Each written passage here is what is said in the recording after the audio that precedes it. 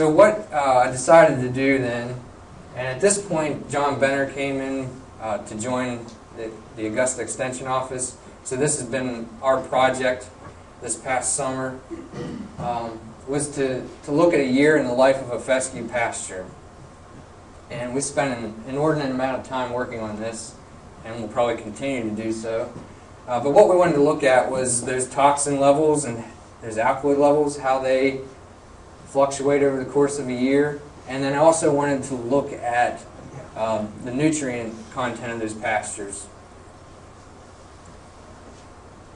Now to do this is a little more in-depth than that initial end-of-fight sampling that we did. So we backed down and just worked with 5 farmers in the valley. And you can see the locations here, pretty well spread out. And we ended up tracking 9 pastures total, and we tracked them from spring green up through October here, and we'll continue to do so through winter.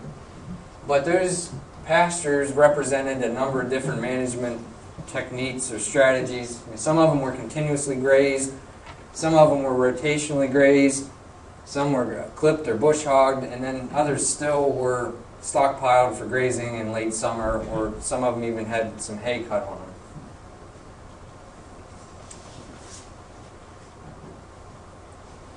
Now, how we sampled these pastures is somewhat important, so I want to take a minute to tell you about that. For the toxicity testing, to test for those alkaloids, we took grab samples throughout the pasture, but we sampled fescue only. Okay, we identified each plant as we went along and chose only fescue. For the nutritive testing, again, it was a grab sampling, kind of randomly across the pasture, and this was mostly fescue plants. I know there were some other grasses in there. We weren't quite as concerned with getting just fescue for the nutrient content. But the reason we did it this way and tested only fescue was because we wanted to get a baseline for what our potential toxicity is if you had a monoculture fescue stand.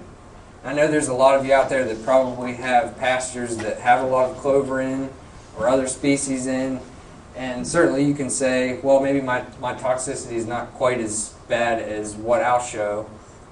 Maybe the nutrient content, protein's a little bit higher or whatever. But this gives us a baseline to work off of. The other thing I'll point out is we tried to sample in a way that mimicked how the animals were selecting plant material.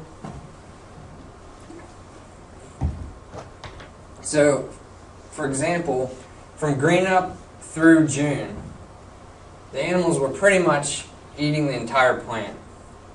So this picture here, you can see that cow's got a clump of fescue sticking out of her mouth.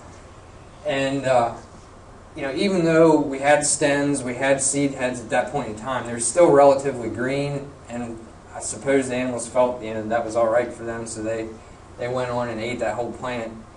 When you get more into this July time period down here, this bottom photo, these stems and seed heads were really starting to dry out.